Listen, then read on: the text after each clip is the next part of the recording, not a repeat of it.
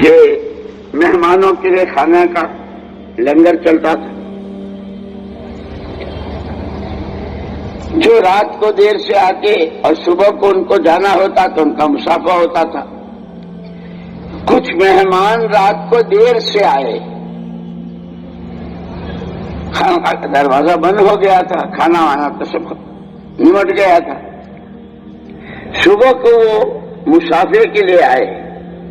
حضرت نے پوچھا بھائی کب آئے؟ یہ رات کو ایسے آئے. تو وہ وقت تو کھانے، تو پھر تمہارے کھانے کا بھٹیار خانہ ہے.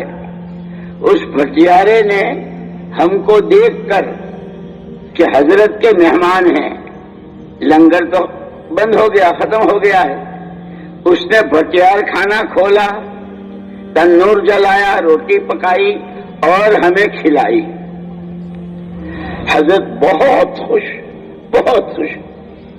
مہمان تو میرے تھے، میری نسبت کی وجہ سے اس نے یہ سارا کیا. بلاؤ بھٹیارے کو، بلاؤ بھٹیارے کو. بھٹیارا آیا. بھائی تم نے ہمارے مہمانوں کا اکرام کیا اور تم نے یہ سارا کیا. اللہ والوں کی کبھی کبھی جولانی ہوتی ہے. جیسے خلیفہ ہارون رشید پوری دنیا کا ایک وقت میں بادشاہ تھا.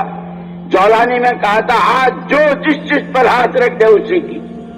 جو دنیا چاہتے تھے انہوں نے دنیا پر ہاتھ مارا، اور جو اللہ چاہتے تھے انہوں نے خلیفہ کے سر پر ہاتھ رکھا. اس کی باندھی تھی، انہوں نے کہا یہ تم سب لے جاؤ.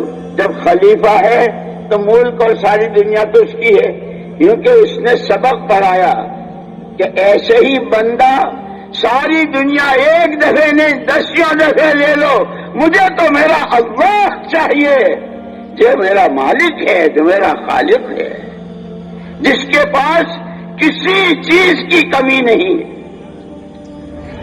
حضرت باقی باللہ صاحب رحمت اللہ علیہ نے اسے کہا مانگ، کیا مانگتا ہے؟ بھٹیارے سے. وہ بھی عجیب تھا. اس زمانے کے تو مزدوری کرنے والے، بھٹیار کھانے والے، سڑک صاف کرنے والے، یہاں تک کہ حجامت